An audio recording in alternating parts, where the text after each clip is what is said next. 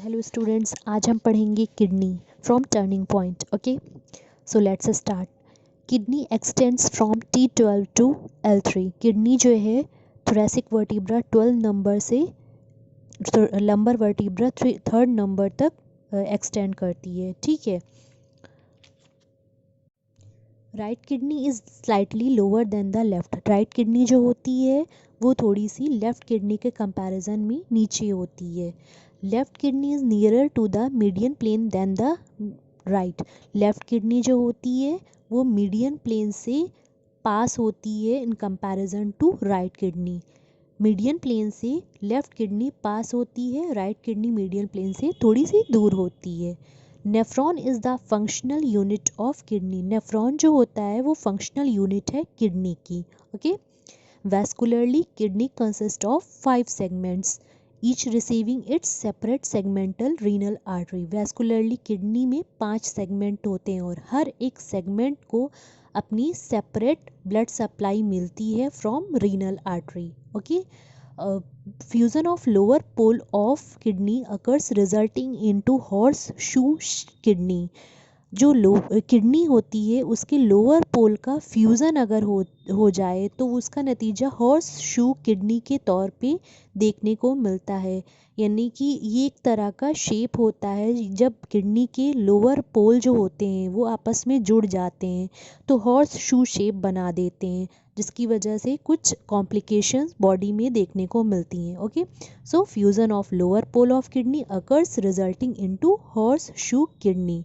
Kidney develops from pronephrons which changes to mesonephrons then to metanephrons which finally develops into adult kidney. Kidney जो है develop करता है प्रोनेफ्रॉन्स से जो कि बाद में चेंज होता है मेसोनेफ्रॉन्स में, then it get converts into metanephrons जो कि बाद में पूरी तरह से एडल्ट किडनी यानी पूरी तरह से फाइनली किडनी बन जाती है. Kidney develops from pronephrons which changes to mesonephrons and then to metanephrons which finally develops into adult kidney.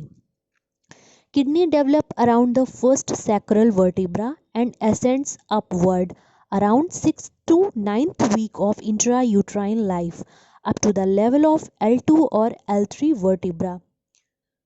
Kidney जो है वो डेवलप करती है कहाँ पे? फर्स्ट सैक्रल वर्टिब्रा पे शुरू होती है डेवलप करना. ठीक है. उसके बाद वो ऊपर जाती है, एसेंड्स अपवर्ड्स, तकरीबन इंट्रायूट्राइन लाइफ के 6 से 9वें हफ्ते के दरमियान. ठीक है. कब से? 6 से 9वें हफ्ते के दरमियान वो L2 या L3 लेवल पे आ जाती है.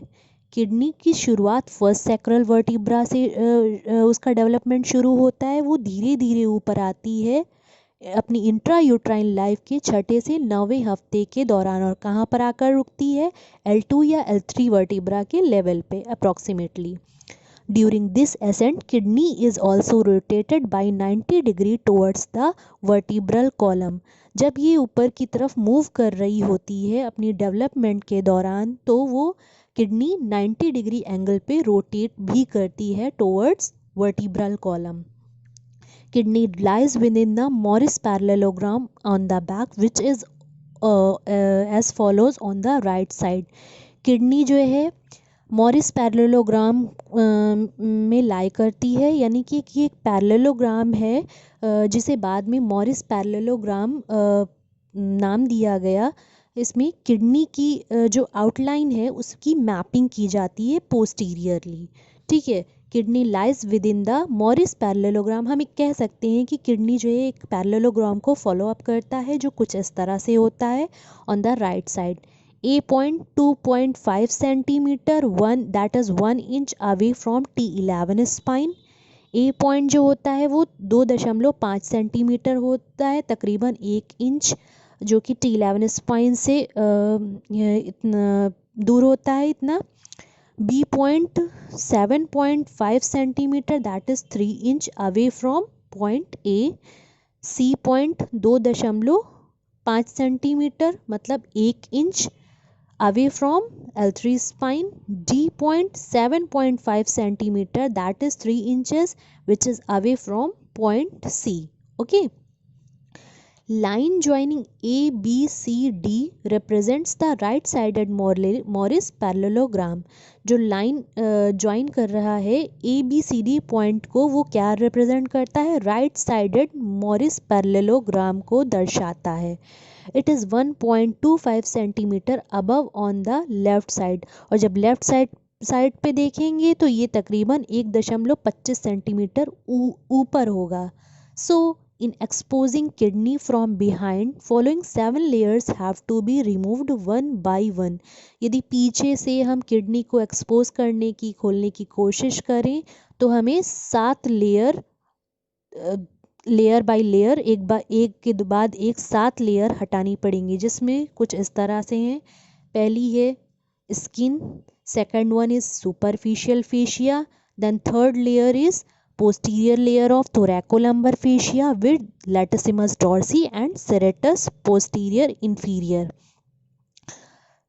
यानी thoracolumbar fascia की posterior layer latissimus dorsi और serratus posterior inferior के साथ.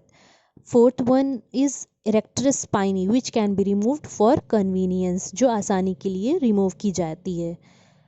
Fifth one is middle layer of thoracolumbar fascia. पांचवी कौन सी होगी? थोरैकोलम्बर फेशिया की middle layer.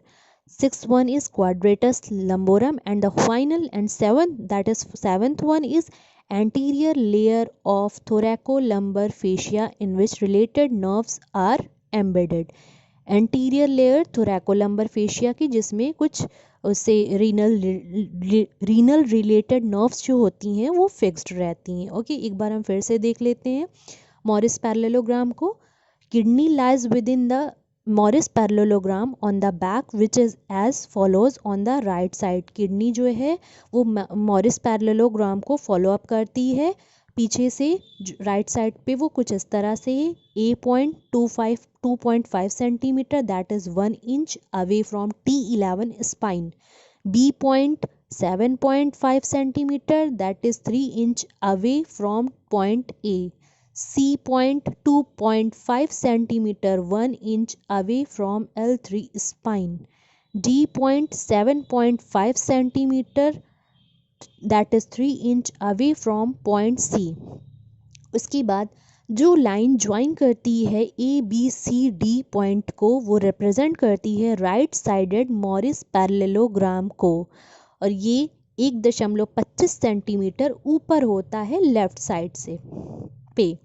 So in exposing kidney from behind, तो यदि जब किडनी को पीछे से एक्सपोज करेंगे यानी खोलने की कोशिश करेंगे तो हमें 7 लेयर एक के बाद एक हटानी पड़ेंगी, जो कि जिसमें पहली है स्किन, दूसरी है सुपरफिशियल फेशिया, तीसरी है posterior layer of thoracolumbar fascia with latissimus dorsi and serratus posterior inferior. चौथी है इरेक्टर स्पाइनी, जिसे कन्वीनियंस के लिए रिमूव किया जा सकता है. पांचवी है middle layer of thoracolumbar fascia. छठी है क्वाड्रेटस लंबोरम. और सातवीं है anterior layer of thoracolumbar fascia, जिसमें कुछ रीनल रिलेटेड जो भी नर्व्स रहती हैं, रीनल नर्व्स, वो फिक्स्ड रहती हैं, अटैच्ड रहती हैं. The angle between the lower border of 12th rib and the outer border of the erector spinae is called as renal angle. 12th rib का जो लोअर बॉर्डर होता है और इरेक्टर स्पाइनी जो कि चौथी लेयर है, चौथी लेयर होती है. अगर हम किडनी को एक्सपोज करने की कोशिश करेंगे तो उसमें चौथी लेयर इरेक्टर स्पाइनी होती है. तो 12th रिब का लोअर बॉर्डर और इरेक्टर स्पाइनी का आउटर बॉर्डर मिलकर एक एंगल बनाते हैं, जिसे रीनल एंगल कहते हैं. The angle between the lower border of 12th rib and outer border of erector spinae is called as renal angle. So this was all about kidney. Thank you.